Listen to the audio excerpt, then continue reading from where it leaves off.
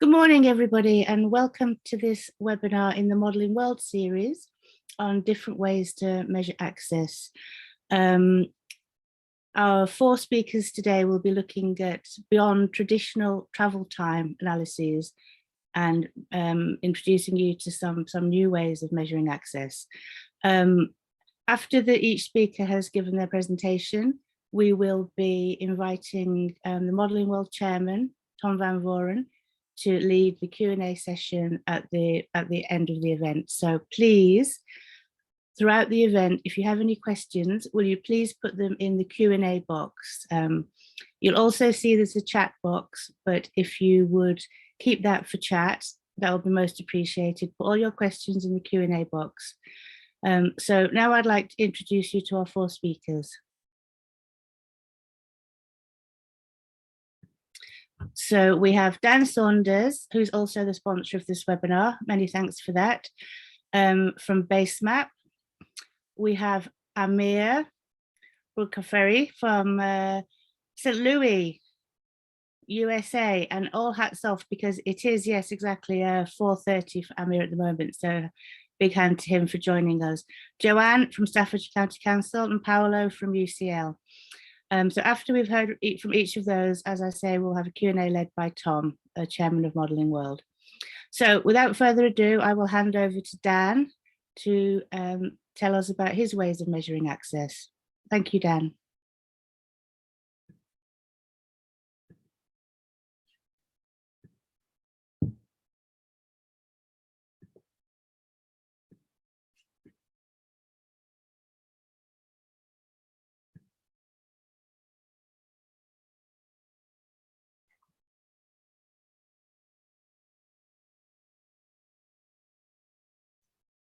Hi everyone, hopefully you can hear me okay. Yes, I'm Dan Saunders, I'm Head of Products at Basemap.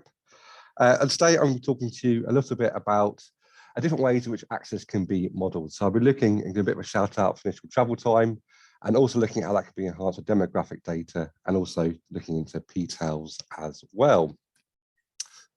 So a very quick introduction to Basemap for those that don't know who we are. So we've been going for 22 years and we're a software development company focused around transportation. We manage some large transport data sets on behalf of Transport and Travel Line. And we have a product called Track that's used all over the world. We've got customers in North America and New Zealand, from central and federal governments, down to local governments, NHS, private sector clients, and so on. And all the kind of outputs that we'll be showing today have been produced in Track either by our clients or by other people as well. So I thought as I'm first up, I'll maybe try and have a stab at what I think transport access actually is. And I think it's quite simple. I think it's really just connecting people with places. So traditionally, I think somewhere has good access if you can access the place in a good amount of time. I think things like 15-minute neighborhoods and 20-minute cities kind of owe to that, where you have lots of things in the doorstep. So you've got minimal journey time. You don't really need to interchange or use your car to do anything. The vice versa of that is somewhere that has poorer access. Would be where you might have an over-reliance on the car, or you just can't get to the places as well. I'd say choice question mark at the end, just because choice doesn't really come into play, or maybe it should do, and maybe that's something other speakers will kind of talk about later on. So a quick introduction to what travel time really looks at doing. So this is really a Google Maps calculation between the origin and the destination. You can specify a day or a time period that you want to do a run.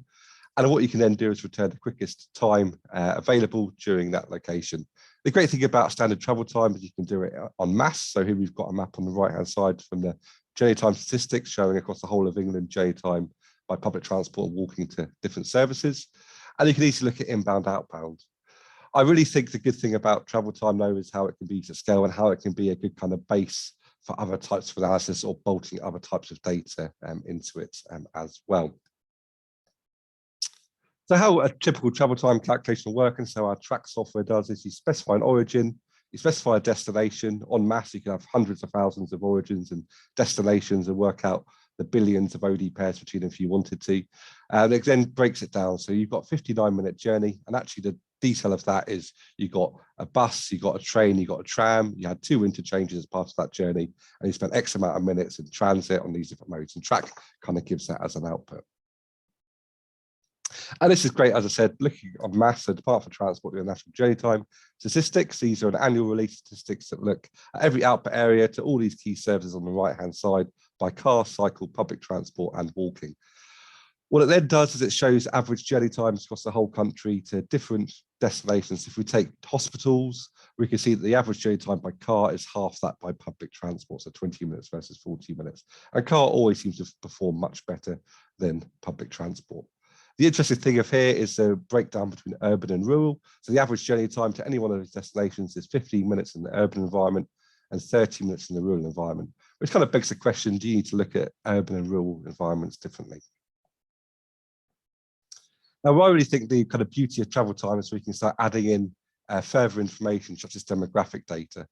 So demographic data can be something as simple as a census. It's released freely every 10 years. We've had clients use census data in New Zealand, Australia, North America, England, Ireland, Scotland, Wales, all over the place. And it's freely available and it gives a good baseline of data. But however, if you had money to spend, you can buy lovely data sets such as Mosaic and other kind of spending data sets as well to really enhance the analysis that can be done. And what I really think it does is it gives some kind of value behind a map. So a map will show you where is accessible and where it's not accessible, but you can't tell who is affected by these changes. And that's why I think demographic data is key. So, for example, here we have a traditional travel time map in Winchester showing access up to 2 hours to the job centre in the centre of Winchester. And it looks on the whole that maybe only half of the Winchester district can access the job centre within 2 hours. But actually, when we start drilling down into that in more detail, we can then see that actually 53% of that area spatially, so geographically 53% of that area is covered by a contour, of which 5% of those journeys involve 2 interchanges and 8% of those journeys involve 1 interchange. So 87% of those journeys were direct bus services, which is great because it means there's a lower cost of travel. But when we tie demographic data, and if we look across that 2-hour period again, we can see 78% of people can access that job centre, of unemployed people can access that job centre within 2 hours. And if we look at 1 hour, we can see that 56% of people with direct services can get to that job centre and 58%. So again, it gives a different view of access.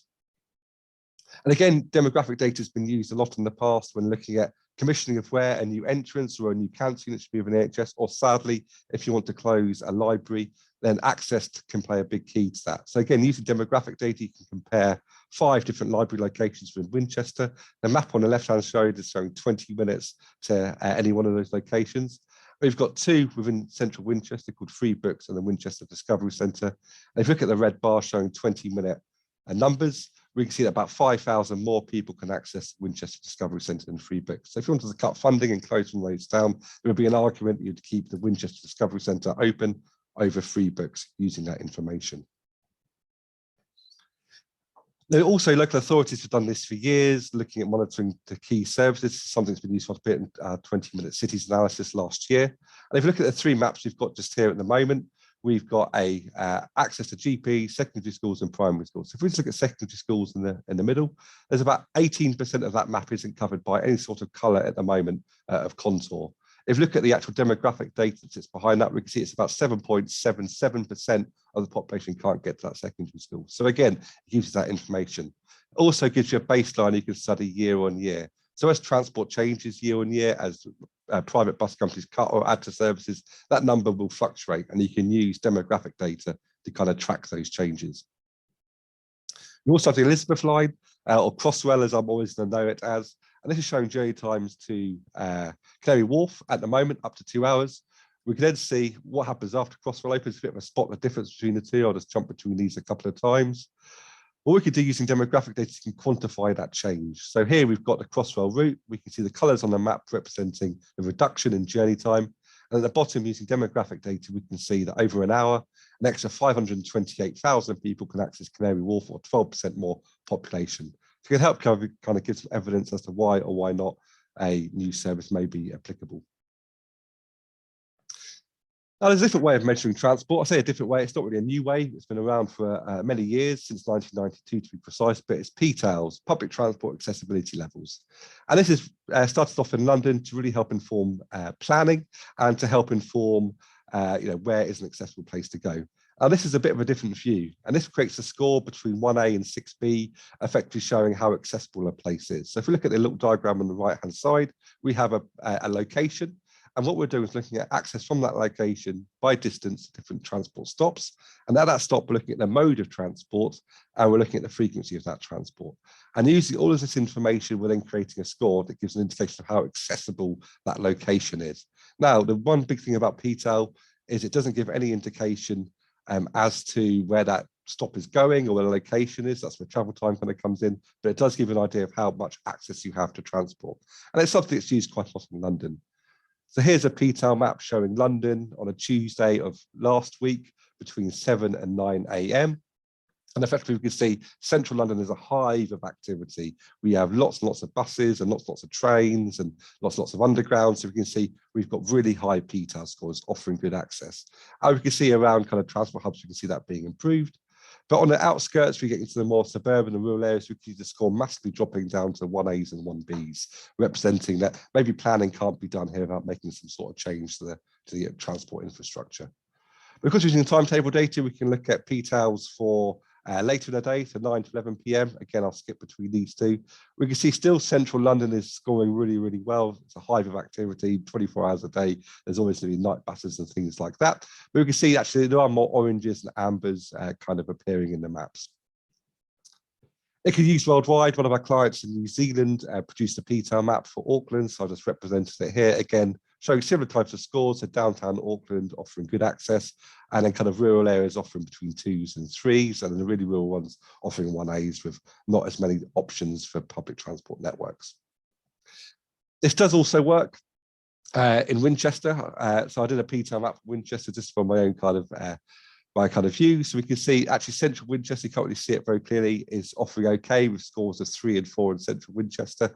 But many of the areas offering scores of 1A, especially in the rural areas. So something like New Alresford or Horndine or places like that might only have 1 bus or 2 buses an hour that are getting you anywhere you need to go. So they're scoring very poorly on Petal. Now, I'm not sure if that's a good or a bad thing. So to summarise, I think travel time is a great initial indicator to access. It kind of gives a good idea of how long it takes to get from A to B, and I think it's widely used and accepted. But I think you really need to add demographic data to give a bit of context behind the map. Is something accessible? Is something not accessible? Now, Petal, I think, is a good, I want to say, quick and dirty way of looking at access to transport in an area, but it definitely doesn't give the complete answer. So if you look at that previous example of New Alresford, where effectively you had maybe 1 bus that led to Winchester, but if Winchester had everything you wanted to do and it took 15 minutes to get there, and in Winchester you could go and do some sport, you could go and get a job, you could go to school, you could do all of these things, actually, is that place accessible?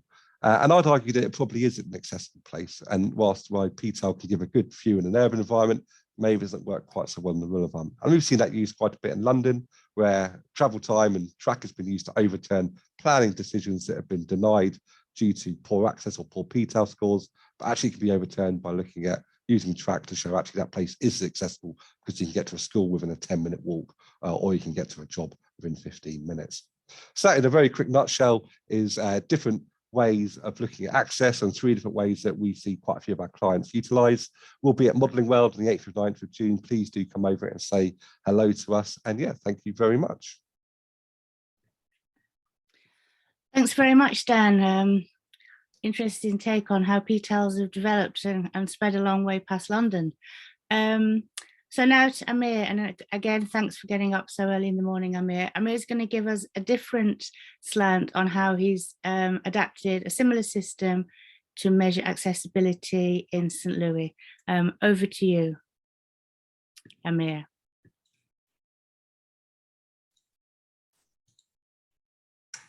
Thank you, Juliana. Can you see my main screen? Yes, we can, yes. Yes, we can see it fine, yes. Good morning, everyone. In this presentation, I'm going to talk about a study that we did a few years ago, and we developed a fine level measure of accessibility for St. Louis metropolitan area. We are East-West Gateway Council of Governments, the Metropolitan Planning Organization for St. Louis region. So a little bit about St. Louis region. It's the 21st largest metro area in the United States. It has a population of about 2.6 million. It is located in Midwest. And as you see on the map, the distance between the eastern and western boundaries of the region is about 160 kilometers, which means it's a fairly large region. St. Louis is a blend of social problems. It has the highest crime rate in the United States. The low-income population in some neighborhoods is about 60%.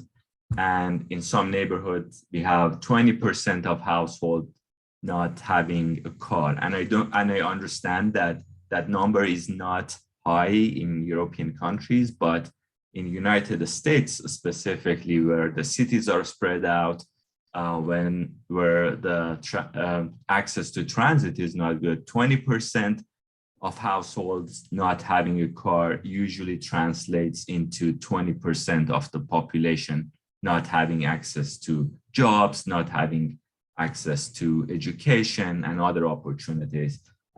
So this all means that St. Louis region is a strategic location to look at the issue of accessibility in the United States. So commonly in literature and practice, traffic analysis zones, block groups, and neighborhoods are chosen as the unit of analysis. And one problem is that such units are large. If you look at, for example, this map, in this map, the red lines represent the TAZ or traffic analysis zone boundaries. And if you're doing a study and if you're calculating the accessibility measure for a region, and we're looking at accessibility to bus stops that are represented here with green circles.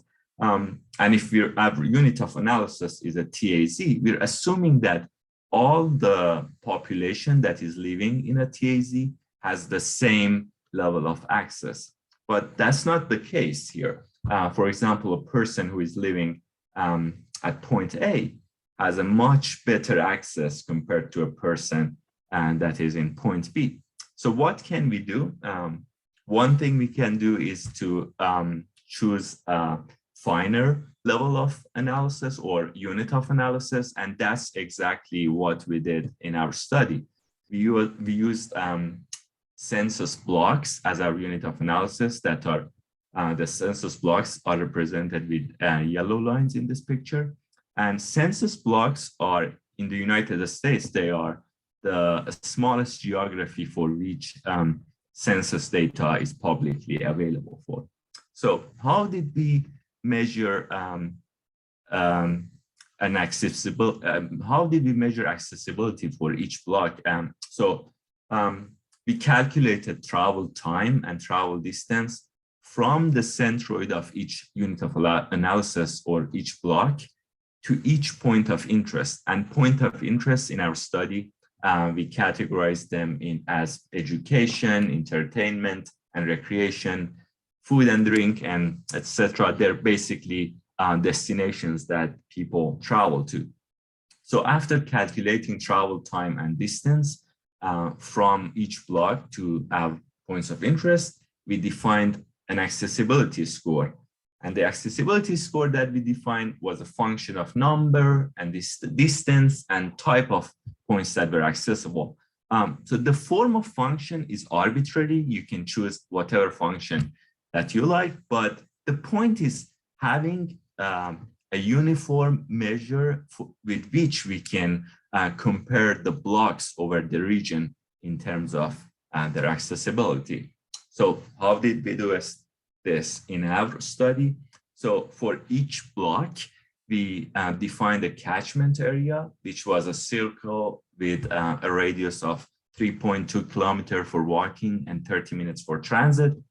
And within the block's catchment area, we looked at all the points that were accessible. For example, here for block A, for the catchment area of block A, we looked at the points of interest that were accessible. For example, we had a school that was accessible within a quarter-kilometer. We had another school, we had a park, we had a hospital and a library. And then using this information, we measured the accessibility, or we defined an accessibility score for that block.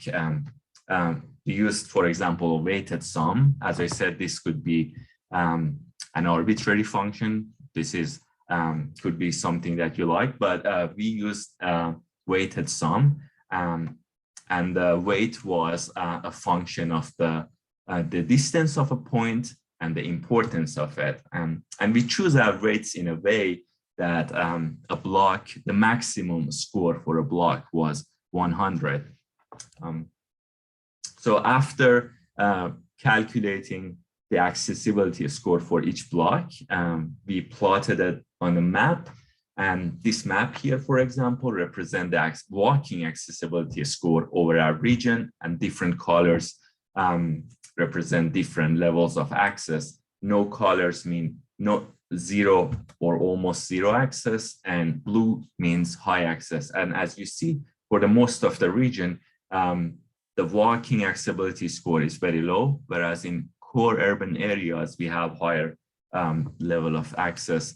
The same way, we calculated accessibility score for transit. And as you see, using blocks as the unit of analysis gave us the ability to look at the accessibility in a very fine detail, something that we could not get if we had used larger units of analysis. Like, we can look at the hotspots where there's no access.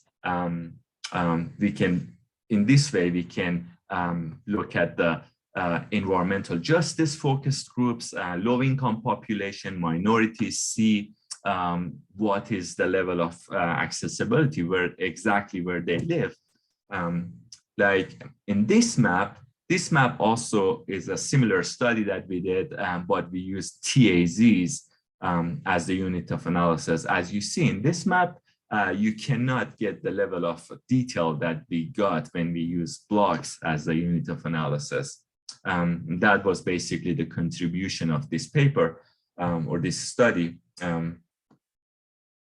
So if we use blocks as a unit of analysis, of course, it gives us more accurate results, but we would also face calculation difficulties. For example, in our case, we had 70,000 blocks and 18,000 points of interest, and calculating travel time or distance from each block to each point of interest in our region meant performing about 1.3 billion calculations. And during that time, the only commercial software that we were aware that could handle such a large number of calculations was Basemap track.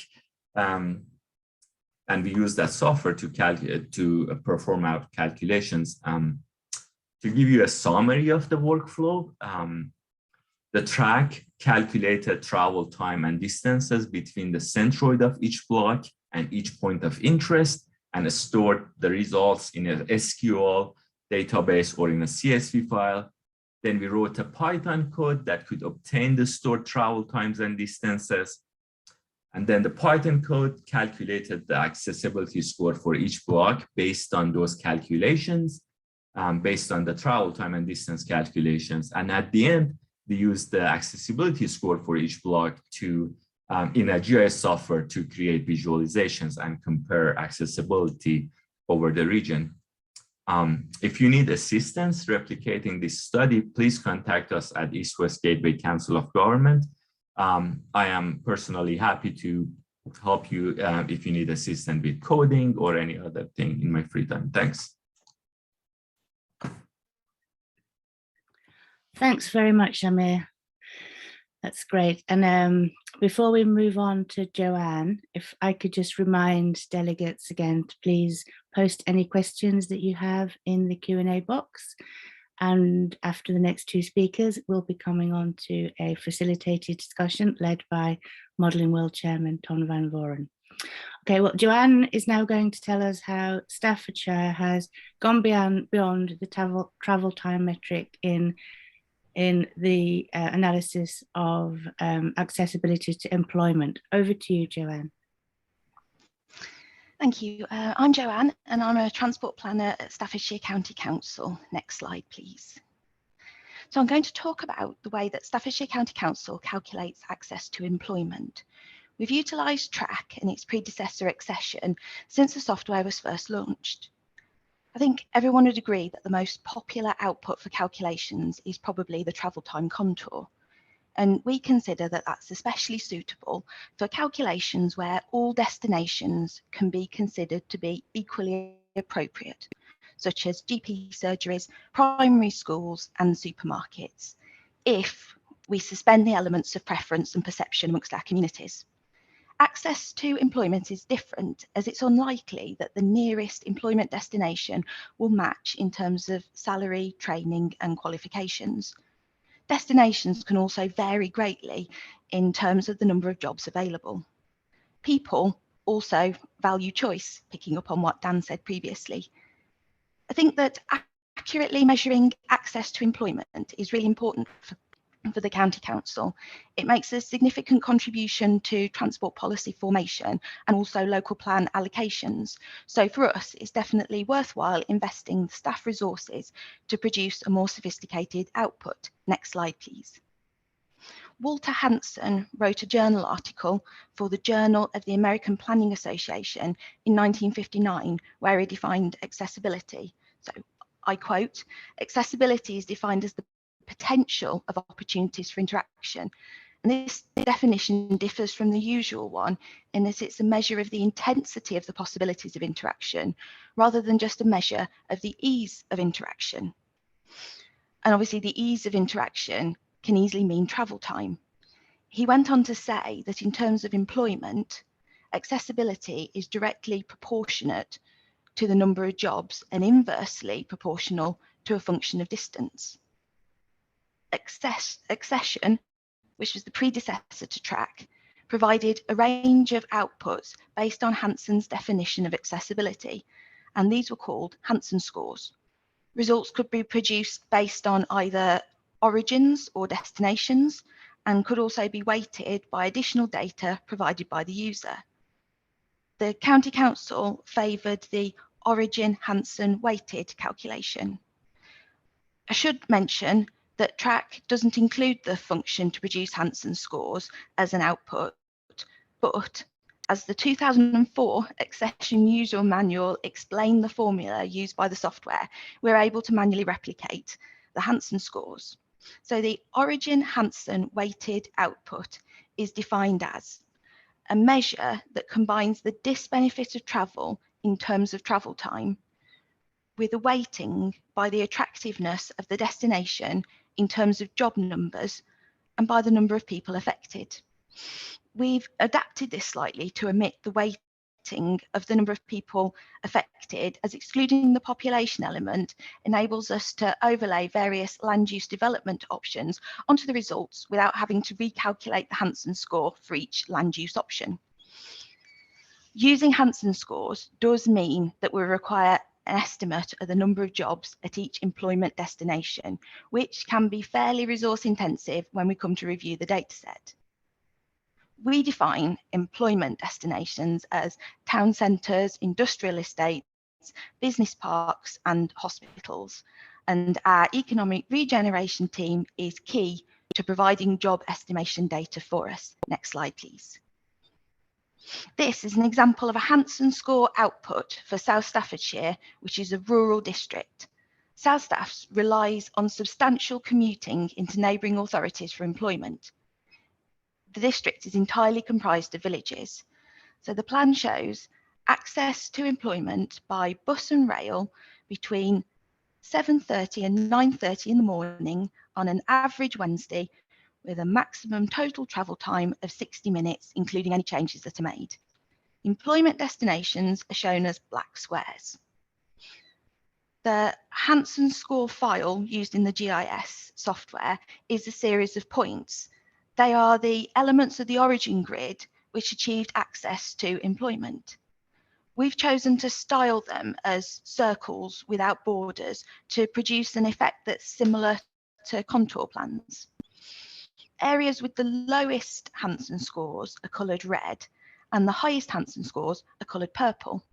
For this calculation, the lowest result was 44, and the highest result was approximately 290,000. The range is obviously much, much wider than for contour plans, which for us would show a travel time up to a maximum of 60 minutes. In South Staffs, the highest levels of accessibility are experienced by villages with rail stations, as they provide access to cities such as Wolverhampton and Birmingham within the parameters of the calculation. The number of jobs accessible via public transport is many times greater than that of neighbouring villages without rail stations. The red areas are focused on the more remote villages that experience the longest travel times by bus and also have limited service options, therefore providing access to fewer destinations overall. Using Hansen scores enables us to draw this distinction out and clearly show it on a plan that everyone, including non-transport planners, would be able to understand. The results are divided into quantiles. For this plan, that's sextiles. We vary the number of quantiles depending on the range of the data, and the range of the data is heavily dependent on the number of jobs at the destinations. We prefer to use equal ranges in terms of the Hansen score rather than equal number of data items. Next slide, please. This is an extract of the Excel spreadsheet calculation that produced the previous plan. So it's built from a CSV output from track. We've added in the columns I, J and K to the right-hand side. Each row is an origin destination pair. You'll see that column A is the origin grid ID numbers. So a row is present for an OD pair, even if access wasn't achieved. Therefore, we begin by removing all the rows that returned no access. Then, using the destination name column, which is column E, we in Excel perform a VLOOKUP with a separate file containing the job number estimates to produce column I, which I've indicated with a pink arrow. The disbenefit of travel time that I mentioned in the definition of a Hansen score is accounted for by using a deterrence parameter. The Department for Transport in the 2000s produced guidance containing deterrence parameters for different circumstances, such as journey purpose and area type. The heading of column J shows the deterrence parameter used in this calculation, which is negative 0.03. An exponential of the deterrence parameter multiplied by the travel time is shown in column J. This is then multiplied by the number of jobs available at the destination to produce the figure shown in column K. Column K is then subtotaled for each origin point. You can see the subtotal rows highlighted by the horizontal pink arrows. The subtotaled row is then the final Hansen score for each origin point. We export this data out to our GIS software, and in the software, we join the Hansen scores to an origin grid shapefile that we've previously exported from track. This is then drawn up as per the previous plan, split into quantiles to suit the data based on the range of numbers involved. It would be absolutely fantastic if more track users choose to adopt Hansen scores in their accessibility analysis, and then also take the time to get in touch with Dan at Basemap to request that it's added to the range of standard outputs within the track software. Notwithstanding that, it's also definitely worthwhile processing the data within Excel. However, it would be much faster and more convenient to have the calculation at the touch of a button within the software. I understand in previous years that there was insufficient interest to warrant putting this within the software. Next slide, please. So to help any interested people look into Hansen scores further, I've provided some references. The first reference is a link to the DFT deterrence parameter guidance document. The second is a link to a guidance note produced on Basemap that gives instructions to produce very basic Hansen scores. And finally, there's a link to an example of a Staffordshire County Council accessibility report that includes Hansen score outputs and descriptions of them. Thank you very much. Thank you, Joanne. Yep, some interesting points there that I'm sure we'll come back to in the Q&A. And so, again, a quick reminder, please put your questions in the Q&A tab. And our fourth speaker is Paulo from University College London, who will be talking to us about the accessibility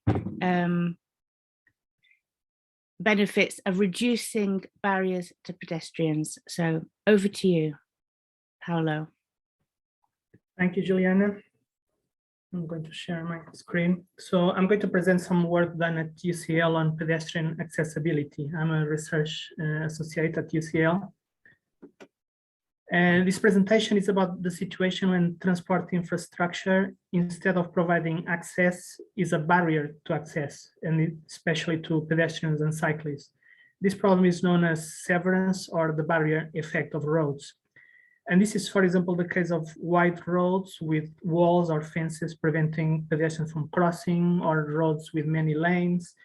It's also the case of roads with high traffic volumes or speeds, which make crossing dangerous and unpleasant. And it's also the case of some types of crossing facilities, because some crossing facilities, instead of mitigating, may aggravate the barrier effect. And this is, for example, the case of underpasses and footbridges. And this is because of the effort of using these facilities, and also problems like poor environments or the fear of crime. So the question is, how do we measure the accessibility increase of policy interventions that reduce barriers to pedestrians? So at UCL, we conducted several stated preference surveys where we asked people if they would cross the road, if they could save money by doing so. And we presented this kind of scenarios. So the scenario depended on three purposes. So for example, for shopping trips, we had a scenario where we had a shop on each side of a road, but products in the shop across the road were cheaper than products on the similar type of shop on the pedestrian side of the road. So this means that pedestrians could save money by choosing to cross the road.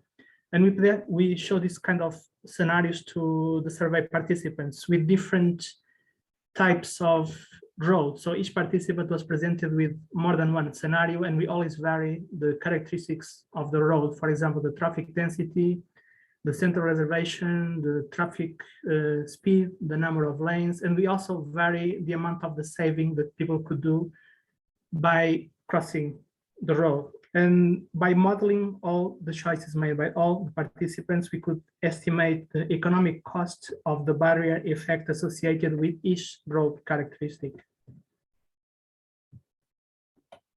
And in this other type of exercise in the same survey, we ask people to choose between walking to different crossing points, each crossing point with a different type of crossing facility.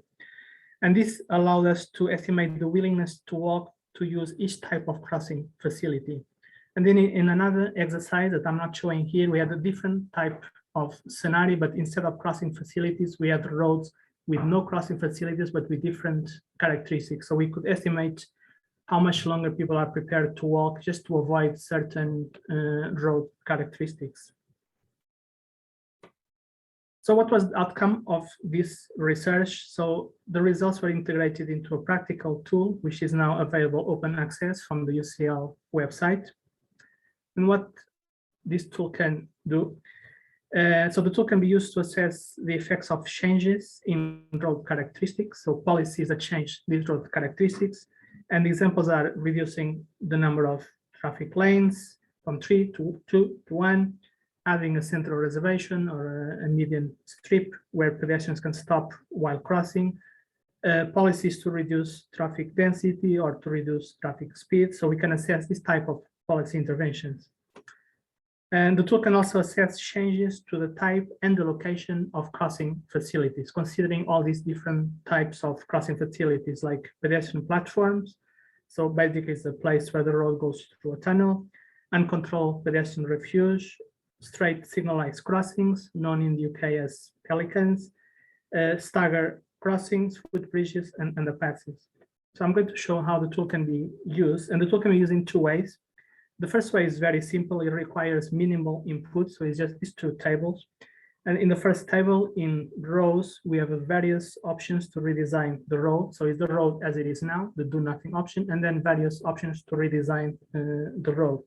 And for each option, we can specify the road characteristics, the number of lanes, the existence and the size of the center reservation, traffic density, and traffic speed. So we can play with different values here and try different ways to redesign the road. Then in the second table, for each option, we can specify the type of crossing facilities at 3 representative points along the road, in the 2 extreme points and also in the middle point of the road. So it's a very simple exercise done with minimal input. Then if we have more data, we can use the tool in a more complex way. So here we have a table for each of the options to redesign the road. And here each cell of this table represents a road segment along the road from the extreme left side of the road and then to the extreme right side of the road. So each point, each cell here represents a part of the road. And here we can specify the road characteristics and the type of crossing at each location along the road. For example, in this case, in the extreme point of the road in the left side, the road has 3 lanes, has no central reservation, has high traffic density, 40 miles per hour speed, and also an underpass represented by U. So we can try different designs. We have these tables for each option to redesign the road. And then in a separate table, we can also specify the location of the demand. So where exactly pedestrians need to cross the road. Now I'm going to show what is the output of this tool. So this is the main output. Here in columns, we have the options to redesign the road. And then for each option, we have several indicators. The first one is an indicator of the barrier effect of the road for pedestrians from 0 to 100, where 0 is no road, so the road goes through a tunnel, and 100 is maximum barrier effect. We also have estimates of the economic costs of the barrier effect per walking trip, and this means the value of the disutility of crossing the road per walking trip. We have forecasts of the average detour and average delay of walking trips across the road. Also forecasts on the number of walking trips that cross informally, and by informally we mean at points without crossing facilities, the number of trips crossing in crossing facilities, and then an estimate of the suppressed walking trips. And these are trips that people would like to make, but do not make because of the barrier effect. And then finally, we have the total economic cost of the barrier effect aggregated for all pedestrians. So this is the main output. But if the inputs are detailed, we can also have detailed outputs. So here we have a table for each option to redesign the road. And the table shows indicators for each segment along the road. So it's the same type of output as in the main output, but now disaggregated by the location across the road. And we have, for example, again, the indicator of the barrier effect and the associated economic cost, the demand for crossing the road at that segment, and then how that demand behave, if people really cross where they want to cross or if they cross elsewhere, the average detour and delay, and then the number of trips that actually cross at each segment. So we can have this detailed output if we also have detailed input. So just a word about this project. So this was based on a series of projects funded by UK Research Council, also by Highways England and Transport for Greater Manchester. So it was a series of projects during 3 or 4 years. Which methods used to derive these outputs, but you can find more information in this paper, and you can download the tool from this link. And I'm happy to answer to any questions. Thank you. Thanks, Paulo. And so if I could just, while I'm waiting to ask all the other panelists to join us, along with our Modelling World Chair, Tom van Vuren. just say a word about the Modelling World Conference, which will be taking place on the 8th of 9th of June in Birmingham. As you can see on the screen now, there's a special offer for participants at this webinar and colleagues. 25% off until Friday the 13th. So go visit the website. And just to note that Dan Saunders from Basemap will be exhibiting there. So you can come along and visit him on his stand and find out any other information you want to know. And so with that, can I ask all the other panelists to please put on their cameras and join us along with Tom?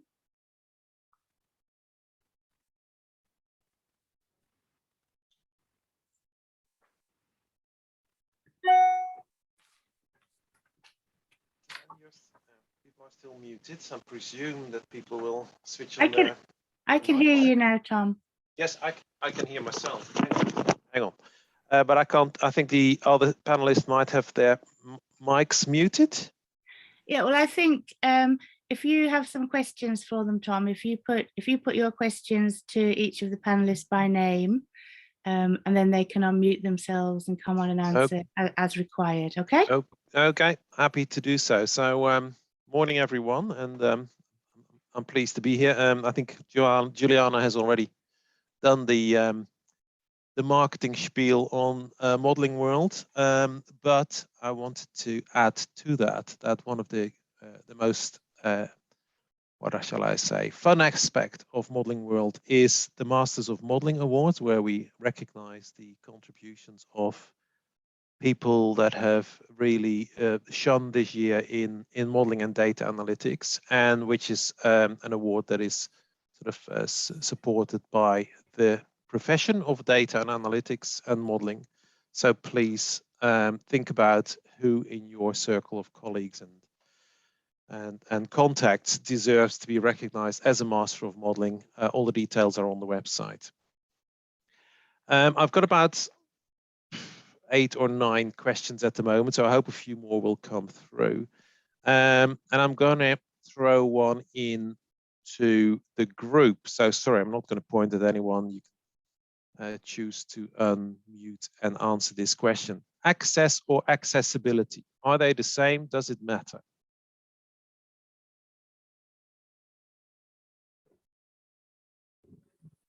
Paulo, you're the one that is unmuted, so unfortunately you're going to be the one that's okay. Going to be asked first. The first question is, I think, is very simple to answer. Accessibility is the ability to access. So it's a potential to access, and I think it matters, and it matters more than mobility, because transport policy and urban policy has been focusing more on mobility, on providing the ability to move, especially by motorized modes. But actually what we need is the ability to reach places. And this can be done not only by providing more roads, more transport, but also putting the destinations closer to where people live and the places where people use. So accessibility, in a way, is more important than mobility. Mobility per se, it doesn't have much practical value. Yes, potential value, but what we need is to access places and do activities. So what you're saying, Paulo, correct me if I'm wrong, is we need to be careful in our terminology and neat and tight in our terminology as well, particularly between, as you say, accessibility and mobility, but also between access and accessibility. Okay, thank you. I think there's an issue when you coin the term accessibility. People think about actually, you know, access for people who are blind or wheelchair users or anything like that. So sometimes when we hear that being coined around, there's a bit of confusion there. But I think really, I can't really add much more positive. It's all about accessing places, and I think that's what I started on my first slide. It's all about getting from A to B and making sure that you can do that in an efficient manner, and you don't need to take a long journey, and you can do it in a good, meaningful way. Yeah. Okay. Thanks, Dan. And maybe the easiest way, when I ask the panel a question, rather than pointing it at an individual, if you stick up your hand, you want to contribute to the responses. I can see that on the screen. A question from Stephen Craig, Transport Scotland. And I'm going to point it at you first, Dan. access to employment, education, food, healthcare, etc., is no longer just physical and expressed through time and distance and perhaps cost. It's also digital. What can we do to have a comparable metric of accessibility for digital access to similar services? That's a nice, easy question, isn't it? So yeah, I think digital. I think COVID's really kind of changed the way that people work to employment and the way that people travel. I think there's some things we still need to physically access. I think there's some services you can't get your hair cut done virtually at the moment. You can't play sports virtually. Well, I guess you can, but in a traditional manner, you can't. I think there's always going to be a need for a physical metric. I think access to digital services is a really interesting thing, but not everyone has internet. We have quite, especially in rural areas, there's issues with broadband and there's issues with access to the internet. And that's just an interesting study we've got on our website done by Gloucestershire County Council, and they looked at access to internet or places where they could access council services via the internet. And so actually they looked at areas such as libraries that have been closed all over are actually really important hubs for people to go and access the internet, especially older generations, to be able to go and fill in council tax forms or do things like that. So I think will always be a need to look at physical accessibility. And I think the internet improves some services, but I don't think it'll be a replacement for the need to go from A to B, especially in social circles and things like that. Any of the others about sort of, and particularly, I think Paulo from an academic background and Amir from a sort of an American background, where people might have started looking into defining accessibility from a digital perspective, just rather than just broadband speed or number of people that have got access to broadband in their homes. Paulo? Yeah. I think maybe we should call it something else, not accessibility. When it comes to digital accessibility, I think it's something else, because we saw during COVID when we could access the same service, the same activities we used to access before, but it was not the same thing. And we saw many mental health issues because people were not physically accessing places and meeting people. So it's not the same type of accessibility, and I would suggest calling it something else and using different metrics. And these metrics don't exist yet, to my knowledge. Don't exist. Yeah. Amir, anything happening in the States in this space that you are aware of? Yeah, I've seen studies looking at access to internet or high-speed internet, but I don't know if access to, for example, high-speed internet, can we translate that to, for example, access to education? Because education is, for example, very expensive, even if it's online here in the US. So that's something that I guess can be done, and I'm not aware of it. If it's already done, I'm not sure. Yeah, okay. I'm going to grab you as well, Joanne, and bring you into this discussion, because a lot of what you described was about access to employment. Obviously, is Staffordshire looking perhaps at sort of the digital aspects of people's ability to work or need access to your services?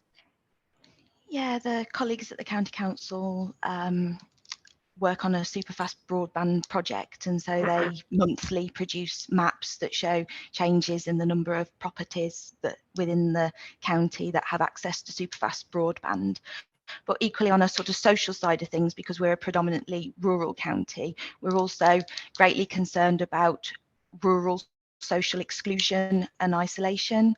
And I think that's what Paulo picked up on, that if you can access things remotely, you're probably still going to feel socially isolated and excluded. And also, being a predominantly rural county, we also have quite an aging population, particularly in the villages. So as other panelists have said, having access to super fast broadband doesn't mean to say you've got a computer or the skills to be able to take advantage of it.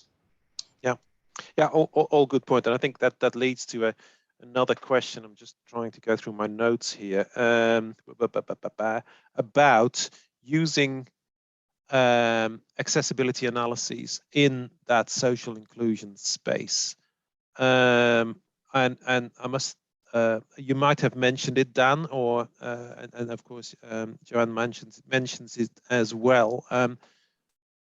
Are there good examples of accessibility analysis sort of being used to really address that?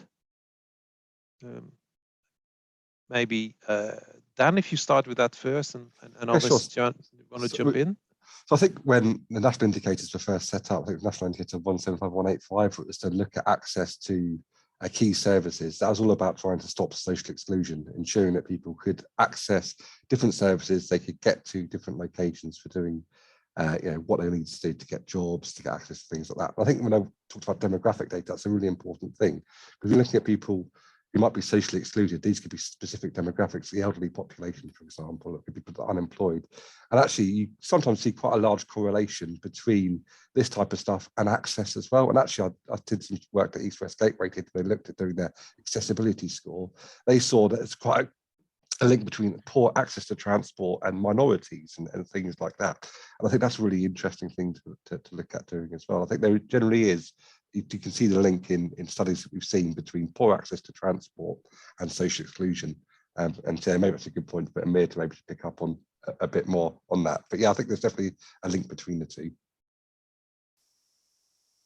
Amir, put on the spot, I maybe widen that a bit in terms of, did you manage to find revealing information about that linkage between, let's say, the 20% of people that don't have access to car, where they live, and whether they were more affected or less affected by this lack of accessibility? Yeah, and this actually answers one of the questions that I was looking at. Putting the census data together with the accessibility data that we calculated, we actually saw that locations with a higher percentage of minorities or environmental justice focus groups usually are the locations where we have lower accessibility, both for transit and for walking.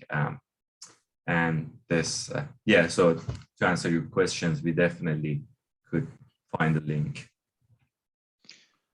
Joanne, in Staffordshire, similar kind of findings? Yeah, I think our accessibility analysis is only as good as the parameters we use in our calculations. I noticed on the chat it was asking how you define the sort of day and time periods you use in a calculation. We tend to use an average Wednesday, but we do acknowledge, particularly in the rural areas, they won't be main GP surgeries, they'll be branch surgeries, and so they'll only be open a couple of days of the week. So if you measure bus access to a GP surgery on a Wednesday and the branch is only open on a Tuesday and a Thursday, your result is completely useless to the population. And similarly, access to hospitals is always really difficult because the time of day that visitors are allowed to go to a hospital is completely different to the times of day you'd wish to travel there to commute or to attend sort of outpatient appointments. And particularly in places like Staffordshire that aren't big metropolitan areas, the bus services vary vastly over those time periods. Yeah, it's a good point. And so I think, Jan, what you're saying is that you will do and will have to do these analyses by day and by time periods to get that insight. From your perspective, Dan, as sort of the provider of the toolkit, is there another way, is there a simple way in which to perhaps create from that a more aggregate figure, or is that valuable? So we see people do multiple runs. So in Track, you can do a batch calculation. So you could do 5 different runs at different time periods, take an average of those times, or use that metric to work out how many destinations you can access. There's lots of different things you can do, but I think Joanne's right. It all depends on the inputs you want to put and how detailed you want to do the analysis. Lots of stuff we see people doing is they're only looking at access to the destination. So I'm looking at an outbound journey. So how can I get to a job? How can I get to a hospital. But lots of the time people don't worry about the inbound. So how do I get back after my appointment? Does that bus run? Does it work? Does it operate? And within Track, you can do that switch quite easily, but it's not something we see a lot. And we've seen some clients starting to look at the concept of a total travel time. This is actually looking at access to your destination, maybe in the morning if you're an office worker, 8 to 9 in the morning or something like that, and looking at a return journey at 5 to 6 and making sure that journey, that connection, that bus can be done. And something that in one of my first slides about the DFT national journey time statistics, it showed that disparity between urban and rural areas. So the average journey time was 15 minutes to one of them key destinations in an urban environment and 30 minutes in the rural area. And that's an average. There's much more extremities to that, I think, as you go more kind of rural. So yeah, it's quite an interesting way of looking at things. But yeah, I think average journey times and total journey times is something that the clients could definitely do more of. Thanks. I'm going to quickly. Can I just add something? Yeah, absolutely. Jump in there, please. Please do so. Yeah. So we start to talk about the relationship between accessibility and equity, and we mentioned two aspects that we need to consider: the type of places people need to go to, and the times of day. But also we need to disaggregate accessibility indicators by mode, because in some cases we can estimate that an area has very high accessibility by private motorized transport, but if people don't have access to car, that accessibility means nothing to them in practice.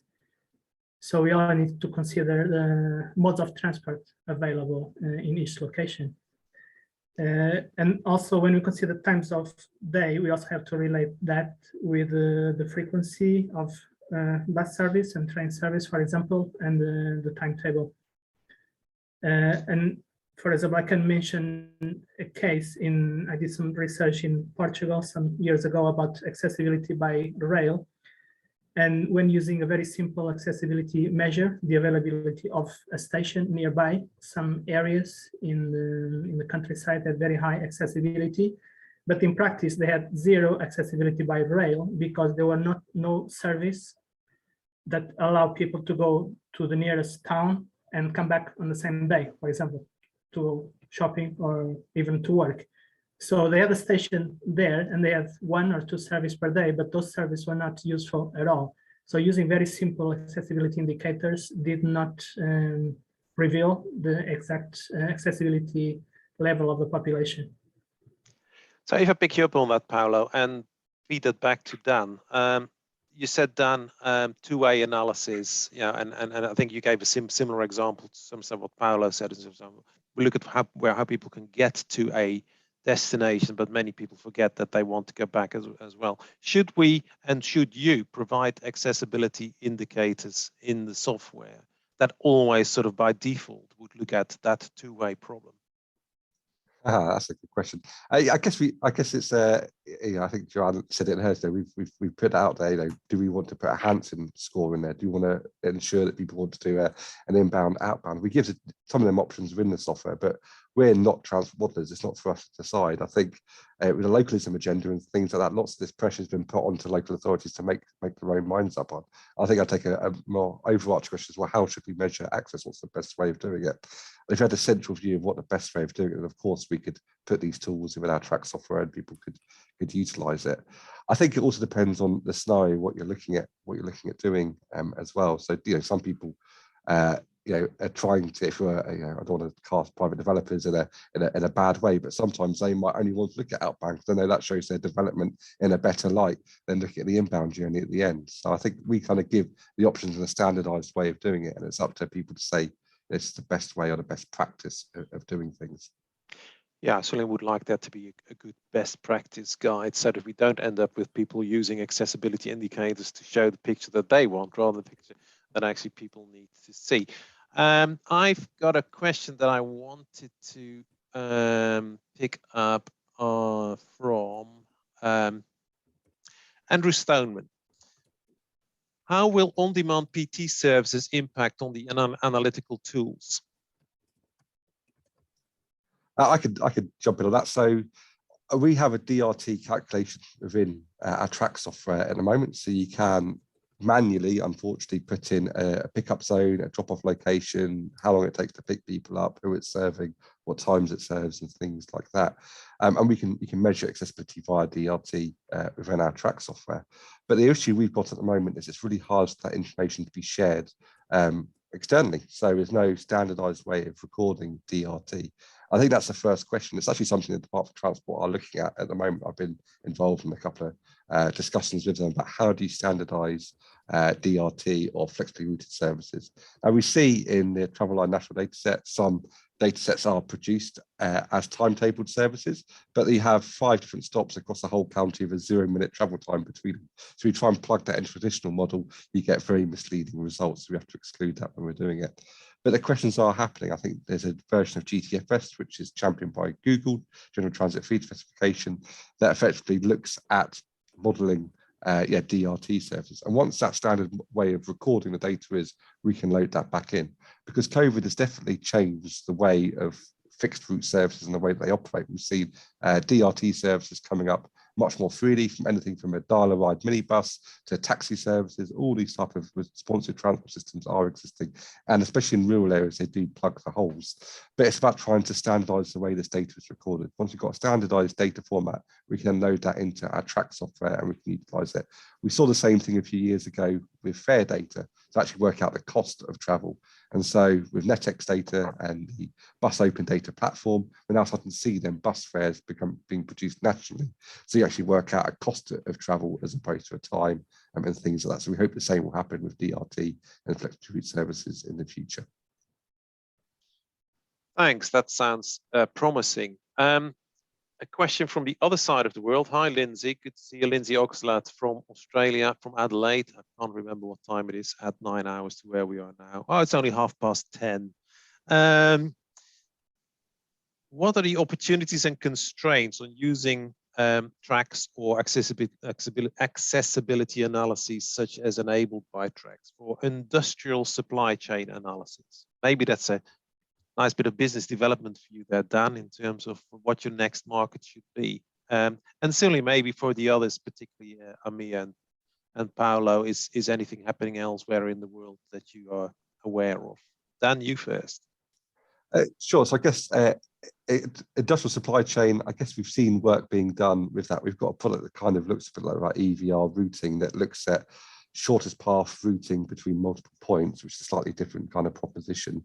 A lot of it comes down to the data that's available. We're very lucky in the UK that we've got massive amounts of open, detailed data that's available to us that we can utilise. We've got very detailed points of interest data. We've got very detailed highway-specific data. And we've done some work in Australia before, and we've used the PSGA data there, and we've used GTFS data, but I'm not sure there's the same kind of level of data available.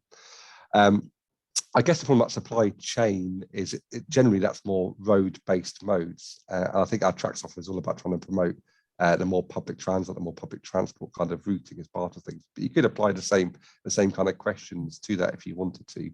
But I really think for access, we should be trying to get away from road-based modes and trying to promote the more kind of sustainable modes, buses, trains, trams, and so forth. Paulo, Amir, anything to add from your perspective? You can say no, honest. Yeah. I think the main opportunity right now is the data that Google is collecting. If that could be available to researchers, that would be great, because not only have very detailed data on the road network, but also on the conditions of the road network at each time. And they have been using this to calculate indicators of congestion, but also indicators of pedestrian density. So they know the areas that at each moment are busy and the areas around shops that are busy with pedestrians. And that could be used to construct new indicators. Also considering land uses, like the optimal routes, considering environmental conditions in real time. So companies like Google, but especially Google, have such an amount of information that if that could be used by researchers, that will really improve our ability to model accessibility in real time, and considering not only travel time, but also the quality of travel, and not only for motorized modes, but also for pedestrians. Yeah, and I think if I pick that up and lead that into a next question, you're talking to Paulo about the quality of the experience or the travel experience or the accessibility experience. There's a question here also by Alex Greatholder on how can we take better into account the quality of what people can access. So it's not just the fact that you can access, I don't know, a number of employment sites or a number of jobs, but also the quality. Is there any example of where that is being done better in the experience of any of the panel members? That's actually something that we're trying to do, especially when looking at jobs accessibility. As Joanne also mentioned, we don't only look at the availability of jobs, but we also look at the salary. We look at the level of expertise of the employee, and so we're trying to match the job with the expertise of the people, quality of job. We're still trying to figure out how to do it because it's a bit complicated. But there's data on it, and there are different data sources that we're having access to and hoping to figure out some way to be able to match these two different. And I presume, Amir, that that all depends on the availability of census data at that fine level of granular detail, or similar data from data set provided by local or central government. Right. And I don't think there's an answer, anybody in the panel, but how valuable is census data in the UK that was collected in 2011 now to try and fill in that that sort of demographic detail? And is there anything better around that? You did mention premium data sets. Are there affordable data sets that are not as premium as to be not affordable for most people? So there's a good data set called Mosaic, which is done by Experian, and I think it's discounted for local authorities. I think if you want to try and access that in the private sector, it's quite an expensive data set. But there are definitely data sets that are more regularly updated. It's amazing when we look at the Mosaic data, it kind of has a guess at what newspaper you read and all this type of profiling it does of you, but it does have a cost associated with it. And I think it's a real shame that the 2021 census happened when it did, because I think one of the great bits that we had in the census was that journey to work aspect, where it showed which output area you travelled from and which output area you travelled to. And I don't know, when I filled in my census for 2021, I was working from home, and it said to answer it as it is of this day. So I think for the next 10 years, we're going to have a skewed census data set that might put more pressure on these premium different demographic data sets to get the real kind of value out of how many people and what type of people can get from A to B. I know Joanne's got a hand up, so I'll be quiet. Joanne, and I'm going to hold that thought because I got some thoughts on that as well, Dan. But Joanne, you first. Yeah, I'm not sure in transport planning at the county council whether we've made our mind up if we can even use the 2021 census data. I mean, obviously we'd have gone for the journey to work mode of travel, and then when they get further down the data sets, the destination that you go to for work. And the 2011 census we know is pretty out of date in Staffordshire because of employment developments that have gone on since, but then the 2021 doesn't really help us. We have access to Mosaic data, and we're adding that into to try and estimate demand for electric vehicles and EV charging infrastructure. In terms of job number estimates for employment destinations, we use the BRES data, BRES, so the annual employment survey. So I think it helps if you're a local authority because you can get access to more government data at a much more detailed level. Yeah, thanks. That's a good mention there of the BRES data and other data sets that are available, and similarly will feed into, as you say, Joanne, accessibility analyses at that sort of demographics of the individuals and employees level as well. Paulo, I see you've got your hand up as well. Yes, just a comment on the quality. So Amir mentioned the quality of the destination, and that has to be integrated into the quality in the travel time to go to the destinations, because most accessibility indicators are based either on travel distance or travel time, but travel time is not always the same. It depends on the route. And that is valid for car travelers, because it's not the same traveling in congested conditions or in congested conditions, or next to a park or next to an industrial area. But it's also valid for pedestrians and cyclists. And often we don't choose the shortest walking route because we want to avoid things like busy roads, like I mentioned in my presentation. And that needs to be included also in the accessibility indicators. It's not only travel time, because travel time is perceived in different ways. So my proposal in my presentation is to correct pedestrian travel time with these qualitative aspects, like the barrier effect of roads and other aspects related with trip quality. Which is a good point to take me to the next comment that has been made. And this is about, is the accessibility data that we use and are the analysis that we carry out properly gendered or alternatively not gender biased or biased in other ways, reflecting the opportunities of all groups, concentrating on mainly analyses in the peak hours, not perhaps assessing the ability of everyone to use the shortest path routes, or people to actually prefer other characteristics of routes and therefore their experience of accessibility. I'm going to throw it back at you, Dan, in terms of what can we do better? Yeah, it's a good question. Again, I'll hark back to what the data is. I think data sometimes is gender neutral. I don't think, when you've got a timetable, it doesn't matter too much about, where that bus goes or goes from and to. I think part of that question also looked at wheelchair users and things like that, and they have maybe a different need of travel than other people. And I think this is what you can do in our software. You can model different connection distances. You can say, actually, someone's going to travel much less distance to get from their home to a public transport stop. We're seeing more and more data now being produced at a national level saying, with accessibility data included. So is the underground, does it have step-free access, for example? We can see that type of data coming across as well as part of things. But again, I guess it's always with software, it's all about the question you're asking the software to deliver. So if you wanted to look at different times of day or different days or different periods, you can do that. You can do it in the software and you can get a different result that's based on that. And I said, one of the big things I think that's going to come across in the future is the cost and the interchange kind of thing. So in track, you can limit the amount of interchanges.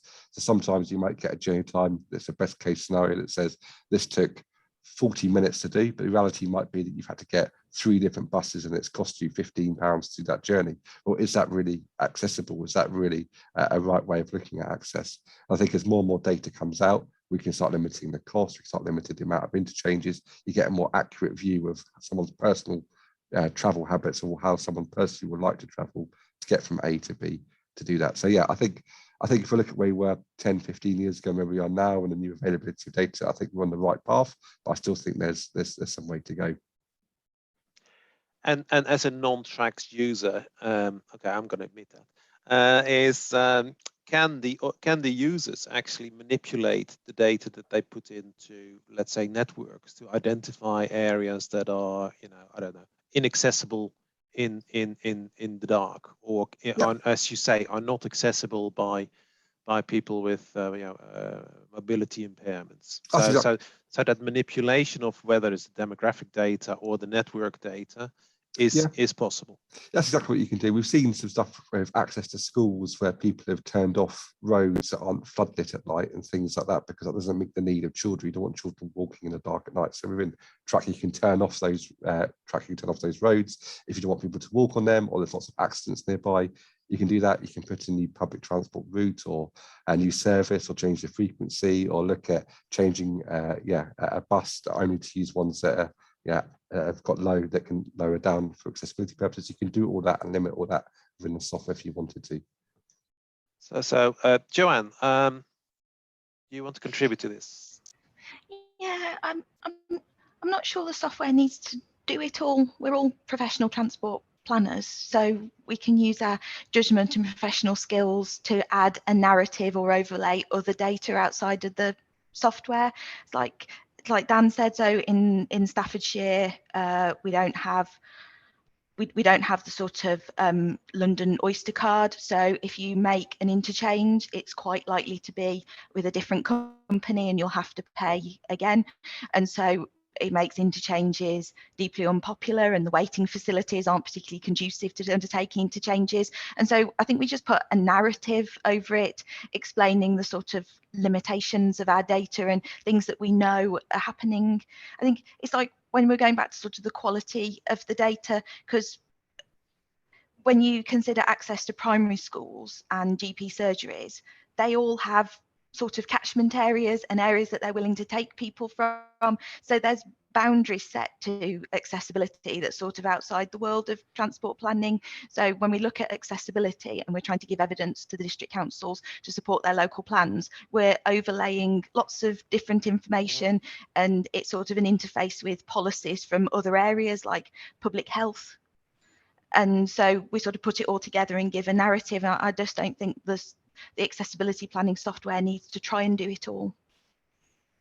Yeah, I think your point about overlaying different data sets is really important. And if the accessibility analysis is only one part of the puzzle, it's important to recognize that. I want to pick that up a little bit further. Again,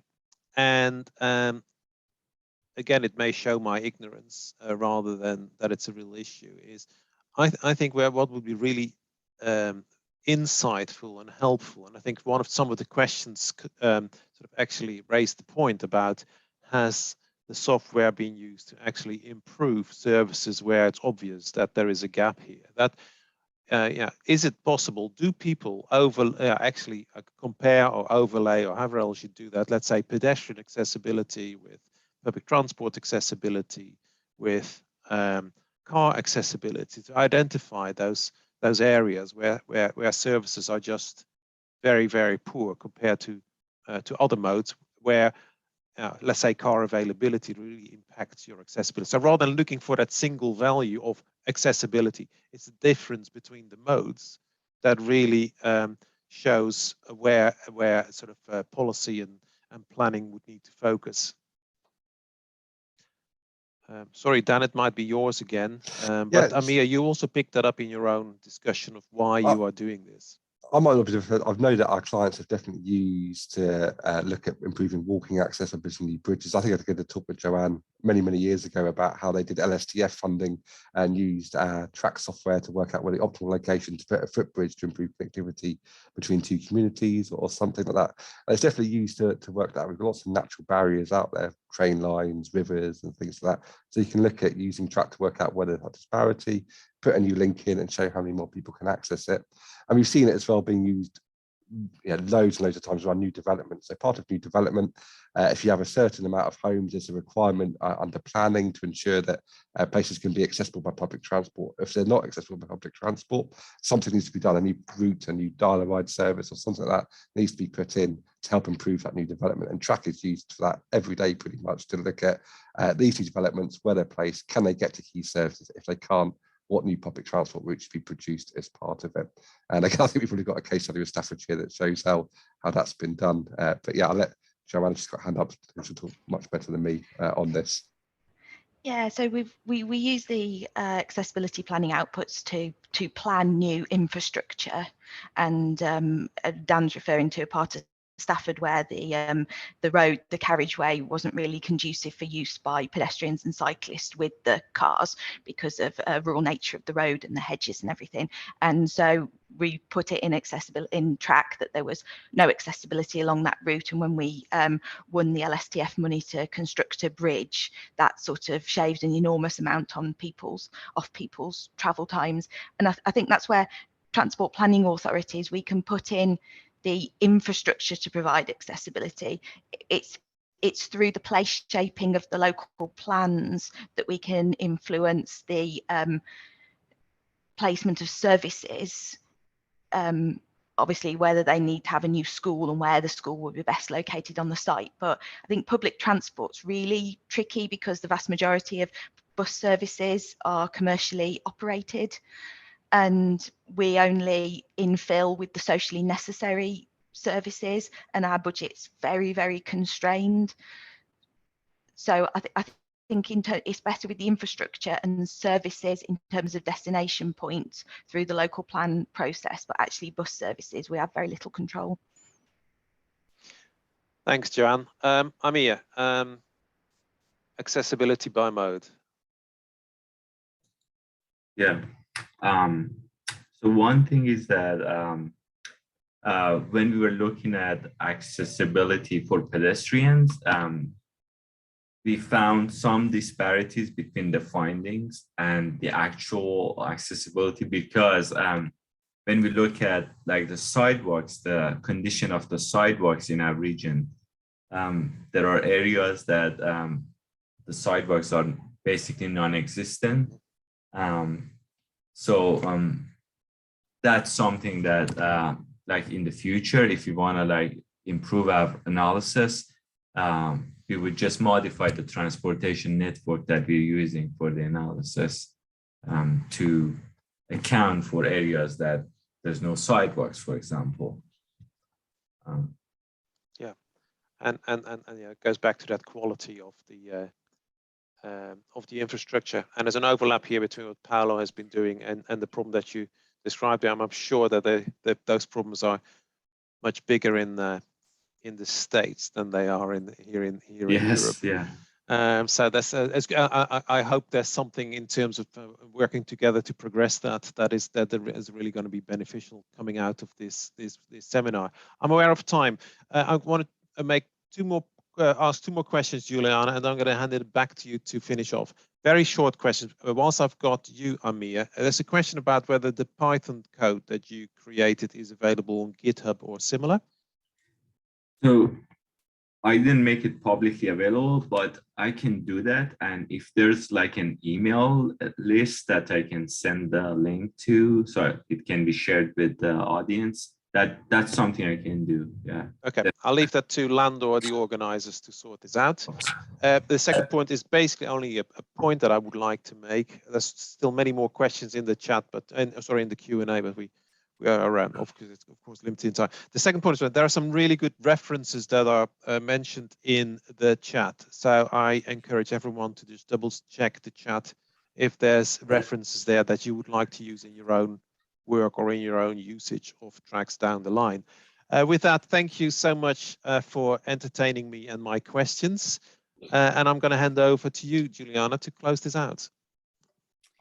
Okay, well, thank you very much, Tom. And again, thanks to all our panelists, and especially thanks to Dan for making this webinar possible.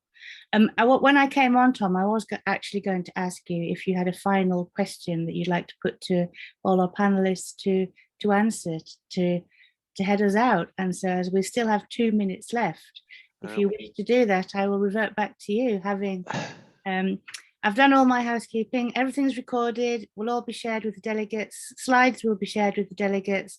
So with that, back to Tom, if he has a final question that he'd like to put everyone on the spot with. Yeah, yes, that's putting me on the spot. I'm just going to grab one more question that I found on the in the Q&A, and that is other. And we have touched upon it, but maybe everybody just feel sort of contribute to the other aspects of accessibility rather than just travel time and travel distance and travel cost. What are the key elements of accessibility that we should take into considerations in our accessibility analysis? Maybe 1 or 2 points from each. I'm starting with you, Amir. Definitely minorities, considering just environmental justice focus groups. Excellent, thank you. Joanne? I'll have to revert back to my presentation and say that more people should measure access to employment, including the number of jobs. Okay, Paulo? I'd say safety from traffic and from crime. Excellent. Yeah, all good stuff. This is all free advice to you here. And Dan, you're the last person. I'd say looking at maybe whole route journeys, getting to and from. I think whilst time is good going in one direction, I think more work can be done looking at the outbound and inbound and combined journey time. It's no good being able to get to a destination if the bus stopped at 3 o'clock in the afternoon and you can't get home again. Yeah, excellent. Okay, am I allowed to close this down, Juliana?